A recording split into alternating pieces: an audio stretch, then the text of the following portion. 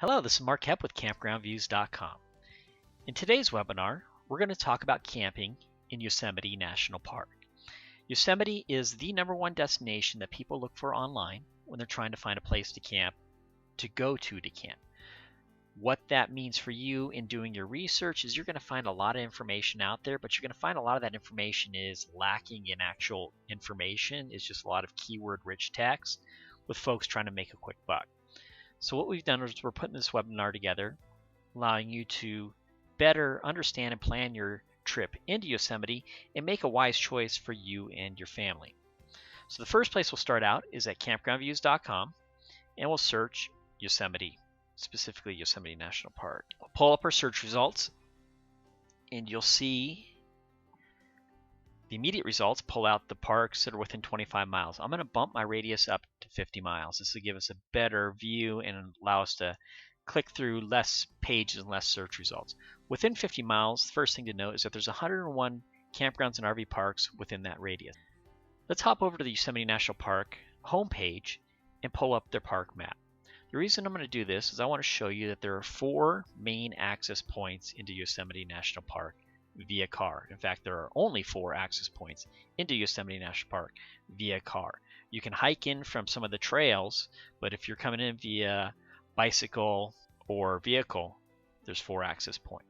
They're either on the west side or the east side. On the west side, there's 3 access points. Coming in from Merced up 140 through El Portal, that's the most direct route that actually follows the Merced River, which is what flows out of Yosemite Valley. That follows that right into the valley. That is the most gradual route into Yosemite. It's the easiest accessible for RVs or folks who are a little nervous about driving on mountain roads. That route is the gentlest.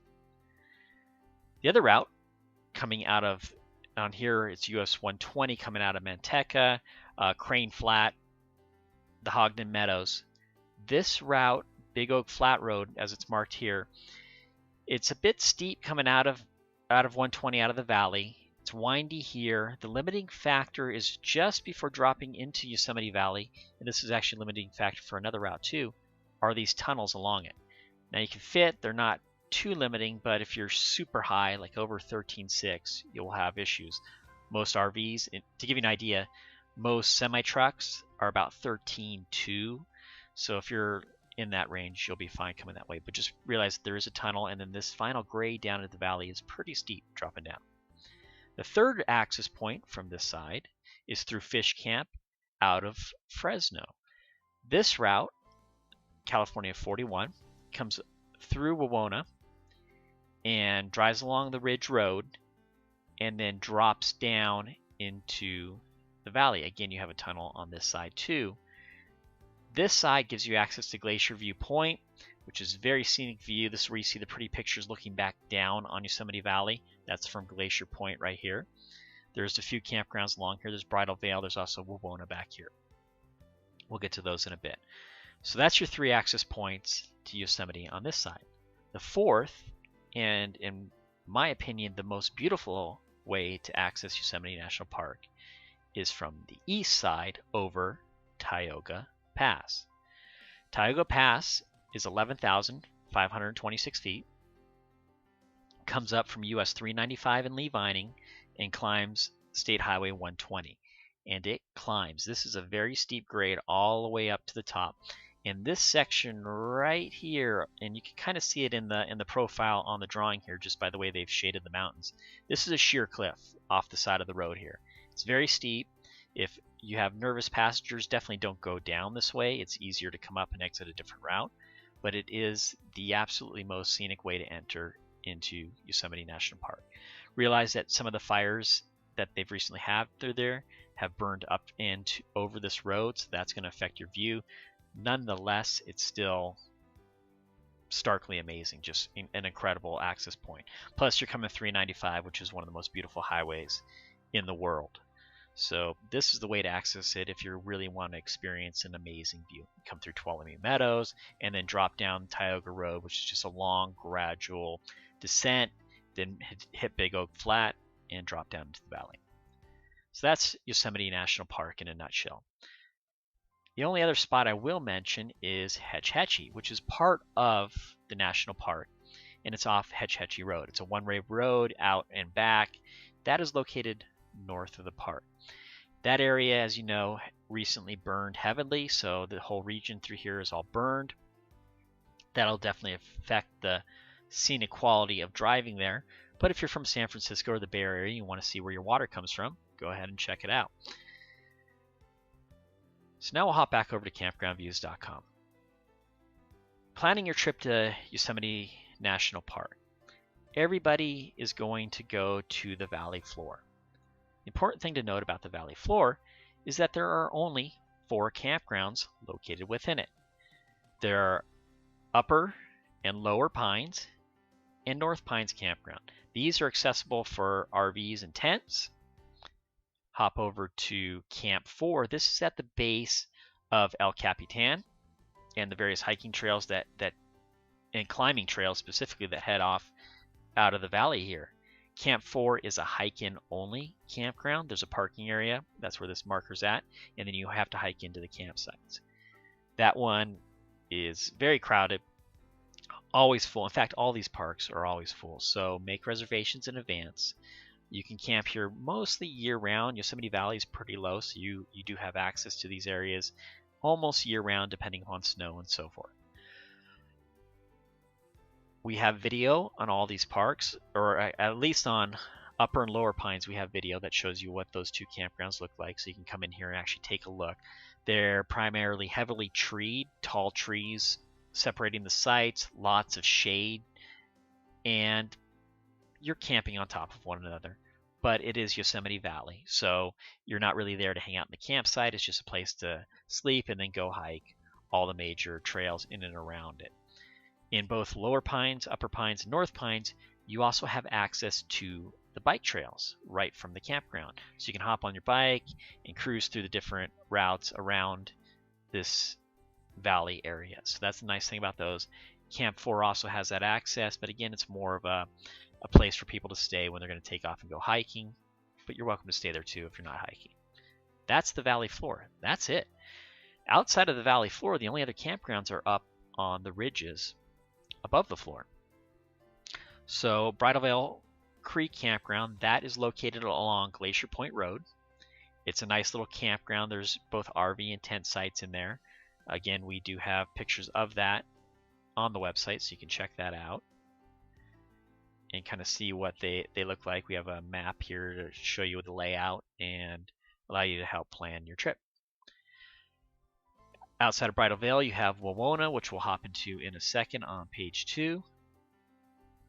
And you have these other campgrounds, Tamarack Flat Campground, Crane Flat, and then up along Tioga, these ones are open seasonally. In fact, Tioga is open seasonally.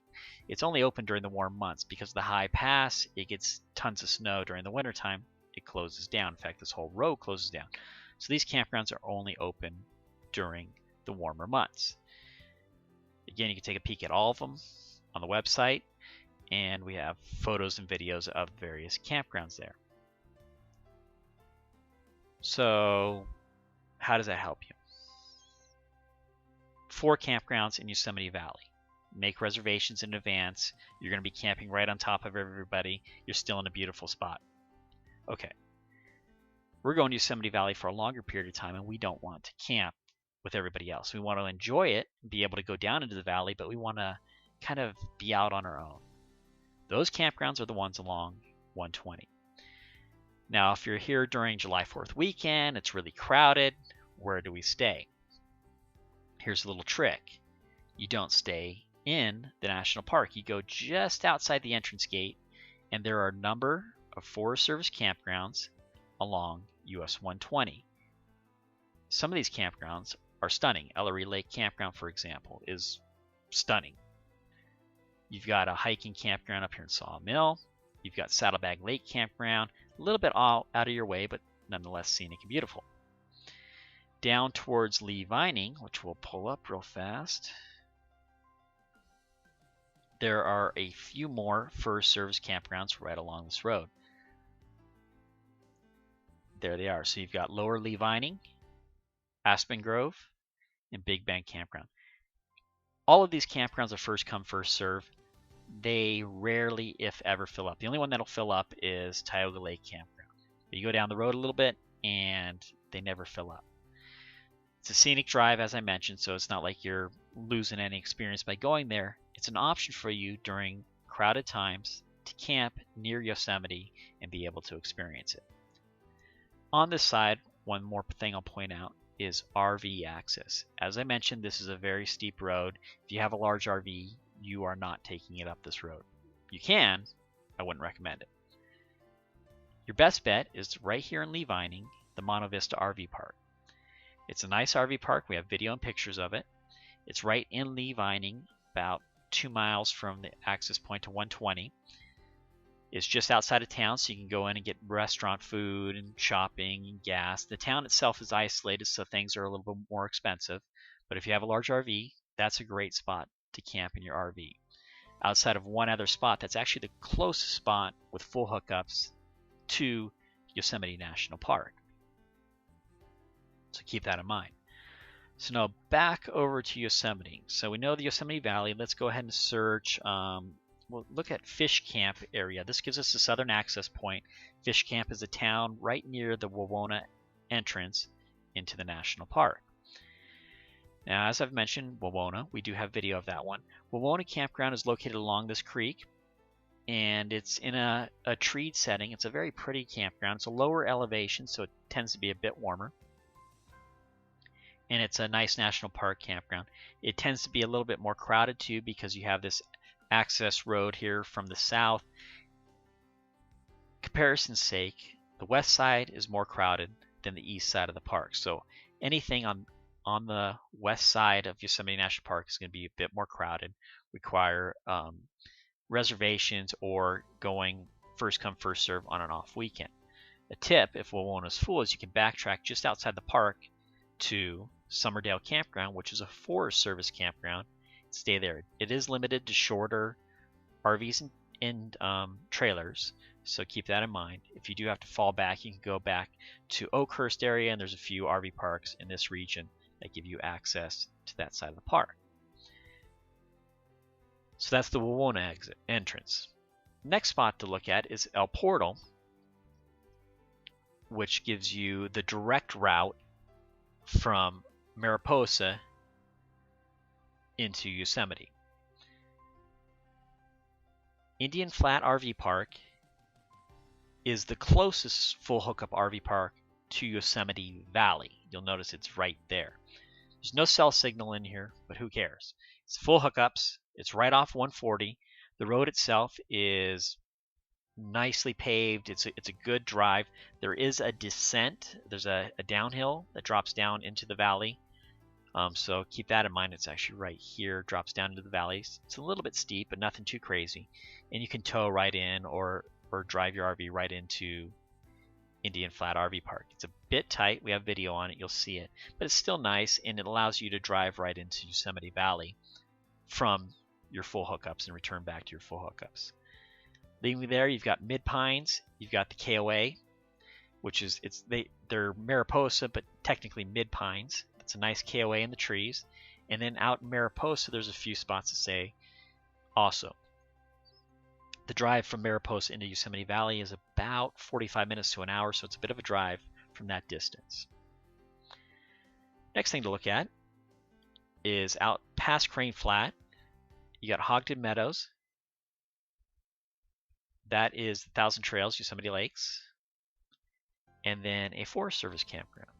So heading 120, you've got other camping options here. In fact, if we looked at Buck Meadows, I don't know that that's going to pull up. It may. Okay, there, Buck Meadows came up. There's a number of Forest Service campgrounds right around this Buck Meadows area. There they are. They popped up. So we've got Pines Campground. That's not one. Lost Claim Campground, reservations there, and Sweetwater Campground. This region burned also, so they actually have notes on their website about that, dead trees and watching out for that such. So it's not going to be quite as scenic in that region. In fact, a lot of Yosemite's burned, a lot of those regions burned. So planning your trip, best bet's to come in from the east side because you have the scenic area here. You do have burn areas up in here, but it's a little bit prettier. You're not just seeing dead trees. You can see the mountains in the distance and such. So it's a prettier access point. So keep that in mind. That is Yosemite National Park in a nutshell. By all means, hit campgroundviews.com, search Yosemite National Park, and dig into these and actually see what these different campgrounds offer you, what they look like. We have the Valley Floor campgrounds on film, a number of the Forest Service parks also on film, and we have a ton of pictures of them too. In planning your trip to Yosemite National Park, remember that during the peak times, it's very busy. Your fallback is on the east side at these Forest Service campgrounds if you can't find anything in the Valley Floor. Also, you can go out to the west and stay at some of the Forest Service campgrounds and private parks out here. If all else fails, there is a great spot in Mariposa. It's the fairgrounds in Mariposa. We've stayed there ourselves. In the back area, they have full hookups. That's really an ugly area. It's not very nice. Out in front in their grass area, they have tent and RV sites. Disadvantage there is you're right next to the road, so you do have road traffic. Advantage is it's camping on grass and it's a fallback. So that's in Mariposa. That offers you an option outside of the valley, and it's one recommendation we can definitely pass along. It's reasonably priced, and as you can see, it's just outside of Mariposa there. That offers you access up to it. The KOA itself is nice too there, and then the other parks we've already named.